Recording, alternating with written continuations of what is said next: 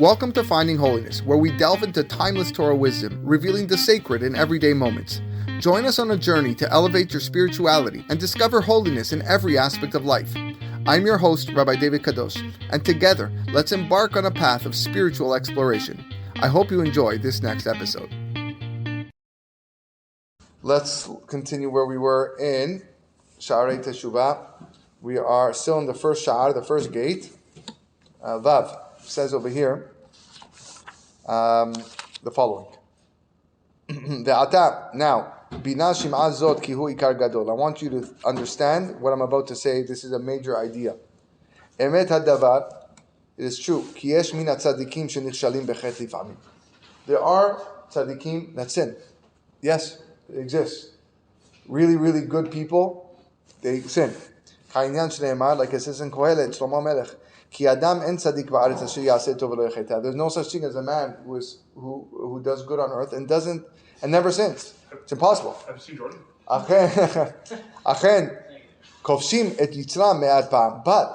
But they suppress their Yetzer Hara me'at pam, 100 times for every time that they succumb to the Yetzer. And if they do fall, pam achat, lo yishnu lo, they don't repeat it. And they blame themselves and they do Teshuva. I love that point. They don't say, it wasn't my fault, that's why I missed Sha'arei, I missed Minyan, or whatever, because I was trapped. No, they blame themselves. It's my fault. That's a key point to Teshuvah, understanding that it's your fault. But anybody else who doesn't bother to avoid doing Averot, and does not accept upon himself to beware of it, even if that sin is something so small, so light, he is totally excluded from tzidkut. You can't be called a tzaddik.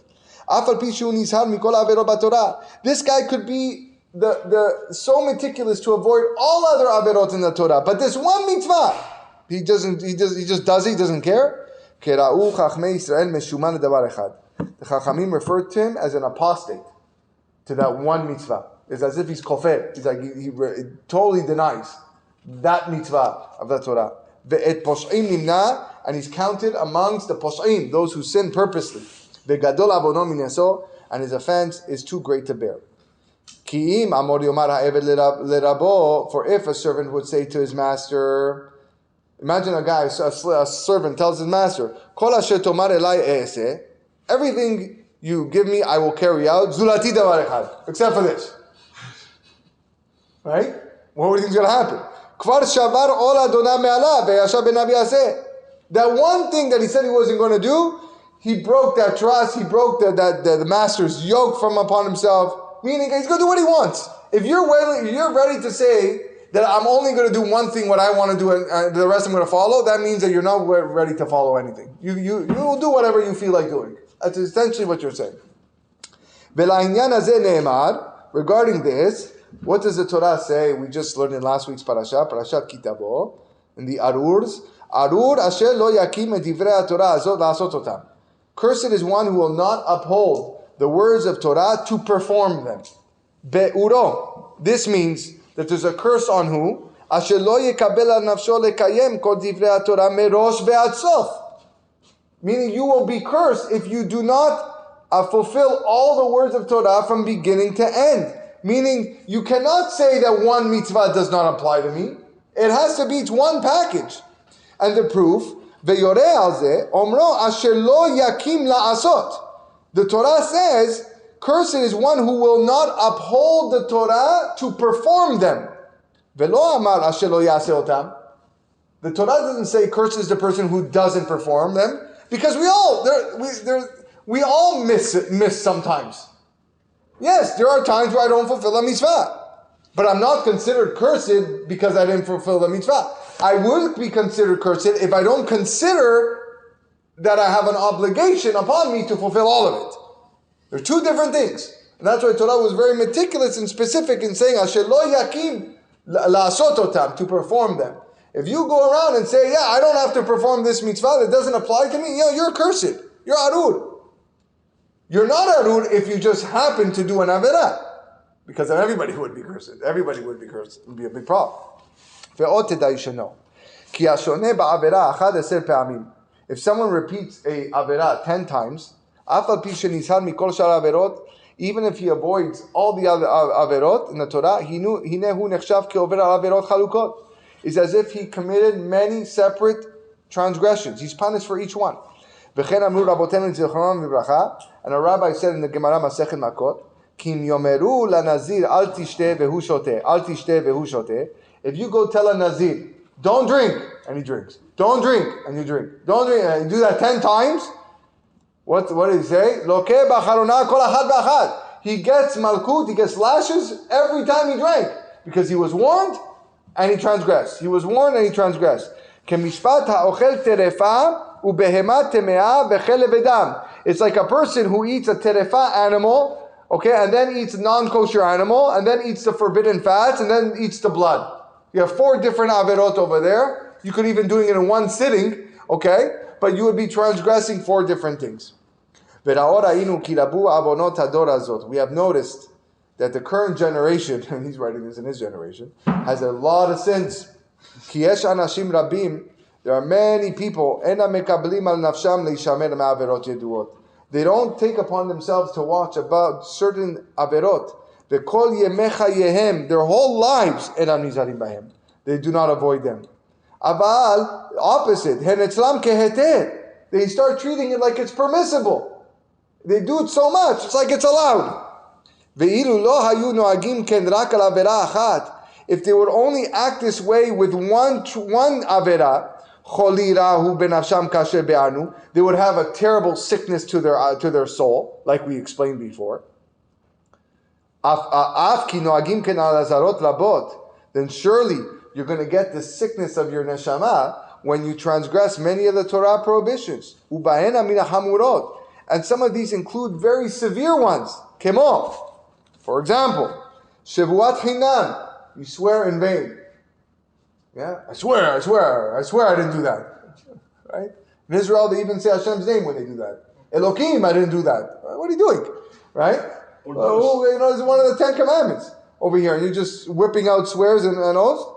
Mekalel et chavero o et atzmo. You curse your fellow, or you curse yourself with using the name of Hashem. Hazkarat shem shamayim levatala. You mention God's name without a purpose, such as you say a beracha for no reason. O b'makom sheno tahor. Or you mention Hashem's name in an unclean place. Ubiyadayim lo nekiyot. Or when one's hands are not clean. V'halamat ayin mina ani. Or you ignore the poor person. He comes to you and you just pretend you didn't see him and you don't want to give him any money. Lashon hara. Sinat hinam. Unjustified hatred. Gavut alev. Being arrogant, haughty. These are serious averot, he says. Unetinat hitit. I read this, I go, wow. Intimidating people. If you use your power to intimidate others and to instill fear in others, considers this a severe transgression. Histakel ba'arayot, gazing at women who are not allowed, who are prohibited to you. And of course, bitul Talmud Torah keneged kulam, neglecting Torah study that's equal to all. Verabot kaele, many things like this. Katabnu miksatam etzel bnei ador la'askiram u'la'asiram.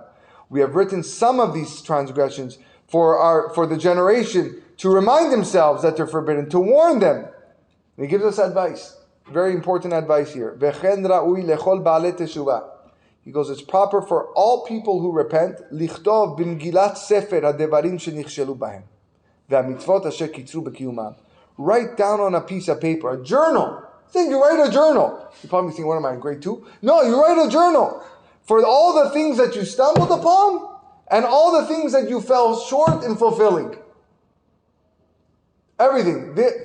This day, I did this avera. And on this day, I should have done this mitzvah better. So things that you stumbled, the avera that you stumbled, and the things that you didn't fulfill properly.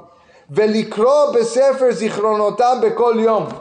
And every day you review your journal. I did that once. You did that once. I'm not like super into it, but I tried it once, and at the end of the week, I looked back, and I was like, yeah. It's called the self-reflect. Yeah, it's called introspection. Cheshbon HaNefesh is the official Jewish term. It's called Cheshbon HaNefesh. It's an accounting of your soul. Right? What did I do today? Right? But this is not just, they teach you this stuff for everything. How was your day? Were you successful or not? Okay, what did you do today? Where could you improve on? And then you see if your day was successful. Now transfer that to spirituality. And it's the same idea. He's giving us, you don't need read modern day self-help books. Here's your self-help book right here. Sha'arei Teshuva. Okay, let's learn one last piece over here, which is his introduction to the principles of Teshuva, which we'll continue next time. He says, "Ve'ineh madregot rabot Teshuva." You know that there are many levels of Teshuva. Ulfia madregot yitkarev ha'adam el Hashem baruch hu. And a person becomes closer to Hashem based on the levels of Teshuvah that you attained. Meaning, every level you come closer. Ve'omnam lechol Teshuvah timaseh selicha. Certainly there is some forgiveness for Teshuvah. Ach lo tithar hanefesh tohar shalem liyot avonot kelo hayu. But the soul is not going to be completely purified, that as if they never existed. Zulati kasher yitaher adam et libo v'yachin et rucho kasher yitparer. Unless a person completely purifies his heart in a way that we're going to explain below how to do that. That's what the purpose of this book is. V'chen katuv, like David HaMelech says in Tehillim, Ashrei Adam, praiseworthy is a man, Asher lo yachshov Adonai lo avon, that Hashem does not ascribe sin to him, ve'en berucho remiyah, for there was no deceit in his spirit. Uchinyan habeged atzarich kibus. We can compare this to a shirt that got dirty. There's a stain on the shirt that needs to be laundered. Ki hama'at mina kibus. When you only launder it mildly, that's just going to remove the grime, the grease from it. Okay, but you're still going to have a stain behind. But the more you launder it, the more whitened it will become, and eventually the stain disappears.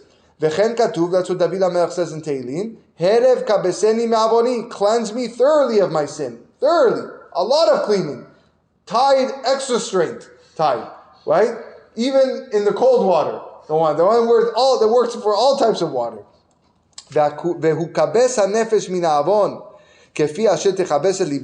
A person's soul is cleansed of the sin to the extent that he cleanses his heart through Teshuvah. Shneimar, like the pasuk says, "Kabesi mera'ah libech Yerushalayim." Cleanse your heart, O evil Yerushalayim, so that you may be saved. The Chachamim said in Masechet Avodah Zarah, what does it mean, the pasuk in Tehillim that we say here? Our custom is to say it every night before our beat. Ashrei Sha'arei et Hashem. Praiseworthy is a man who fears God. Be'odo ish. I'm going to say Ashrei ish. Praiseworthy is a man while he is still a man. I mean, we're still a man. I'm not a man anymore. Am I different today than I am tomorrow? I'm still a man. Retzonam lomar ki teshuvat ha'adam ha'me'ula bimei bechurotav. That a man's teshuvah, the most beneficial teshuvah, is when a person repents in his youth, when he's young. Be'od kocho alav, when he is full of energy, full of strength. Ve'itkaber al yitzro, and he overpowers his yetziara. Achen kol teshuvah mo'ila. Nevertheless, don't think that if I repent in my old age it's not good. Still, kol teshuvah mo'ila. All teshuvah is mo'il, is all effective. Kemo shneimar, tashev enosh ad daka, vatomer shuvu b'nei adam. Like the pasuk says, tashev enosh ad daka, you reduce man until he's crushed, and then you say to him, shuvu b'nei adam, repent. Ve'amnu zichronai v'racha al dichducha shel nefesh. What does it mean, you Hashem reduce man until he's crushed? Tashev enosh ad daka. It means even until the crushing of the soul, meaning the moment of death itself. Tashev enosh ad daka. When your soul's about to be crushed, you're about to die, you could still do teshuvah. Vatomer shuvu b'nei adam. You encourage man to repent. Be'ezrat Hashem, after Rosh Hashanah, we'll look at the principles of teshuvah, and these are the levels that will help us approach Hashem closer and closer. Chazak u'baruch.